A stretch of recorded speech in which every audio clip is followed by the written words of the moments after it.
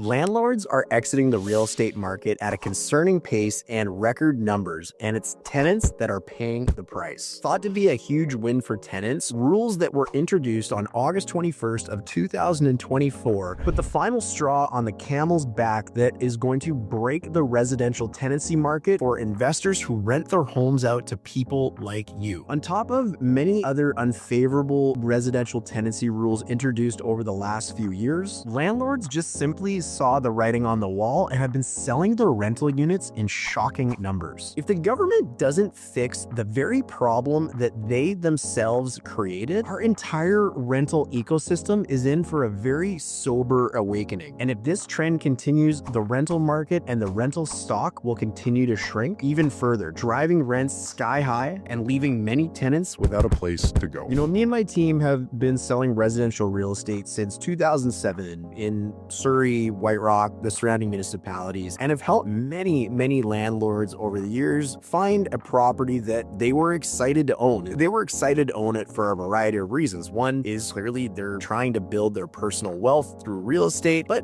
many of them were also excited to be offering out a property to people who needed to rent. These might be people who couldn't afford to buy a home at that particular time or stage in their lives, or maybe it just wasn't convenient for them to own property at that time. But nonetheless, it was a win-win situation. You had someone being able to grow their personal wealth and somebody who had a safe and secure roof over their head. Over the last few years, however, I've noticed a steady decline, not only in the amount of people that are actually buying rental properties as investments, but also even just generally the amount of people that are inquiring about them. Hearing similar comments again and again from these groups of people that it's just not worth it anymore. In fact, over the last few years, we have sold the majority of our clients out of their rental portfolios, however big they may be, 1 unit, 2 units. But the interesting thing about those people is none of them have asked about either getting back into the market or taken on new rentals as investments. This is obviously a really concerning trend, so it made me get a little bit curious. But before I tell you why what is actually happening is so shocking, let me tell you a little bit about why this is happening in the first place. Following an absolutely embarrassing episode by our provincial government where they clearly did no consultation with the industry in relation to home purchasing or the problems that what they were about to do might create for absolutely everybody, the provincial government of British Columbia introduced a 4-month notice period requiring landlords who want to sell their rental properties to whoever may want to buy them. Well, they had to give the tenant of that property a 4-month notice period to vacate. And the idea behind this was to give the tenant more time to go find alternate arrangements to live in, which was a noble idea in its own right. But this has a spin-off of problems included with it, not just for the people, the landlords looking to sell their units,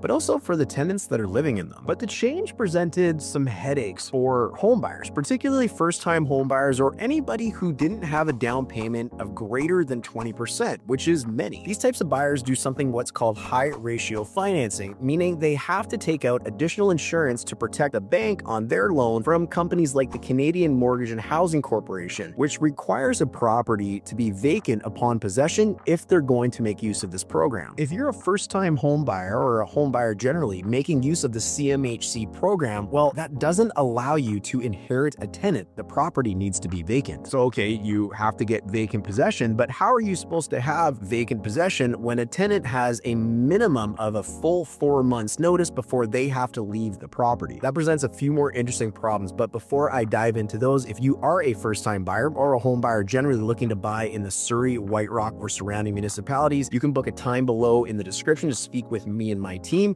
or grab a copy of our download 21 grants and incentives for homebuyers and homeowners. One of the other problems that was created with this 4-month notice period was that typically a homebuyer gets a rate hold when they're pre-approved with a bank, and those rate holds can last anywhere from 90 to 120 days. Now, by requiring a landlord, and thus the person buying the home, requiring them to give 4 months notice to that tenant means that you're going to have buyers making offers who don't even have an effective rate hold by the time it comes comes to close on the property, which is incredibly risky and just a terrible, terrible idea. So after massive pushback by not only the real estate industry, but the mortgage industry and other groups that represent people purchasing homes, the government, within a very short period of time, changed the 4-month notice down to 3, which is still up 1 month from the original 2 before this whole debacle began. This was clearly enough for landlords, and they were going to start doing something about it. On top of other regulations that have been brought in over the course of the last few years, where things like fixed tenancies really aren't a thing anymore because they automatically renew on a month-to-month basis. We're eliminating the ability to adjust rents to things like increases in mortgage rates, increases in inflation, increases in property taxes, general expenses, anything like that. Profit margins were shrinking to nil, and landlords, well, they just started to hang up the gloves. And this just isn't opinion on what is happening. I'm going to show you some numbers right now that's going to back this up. From January 1st of 2024 to August 31st of 2024, in comparison to the remainder of condos and townhomes sold, generally speaking, that were either vacant or owner occupied, was about 6.93%. This means that roughly about 7 for every 100 properties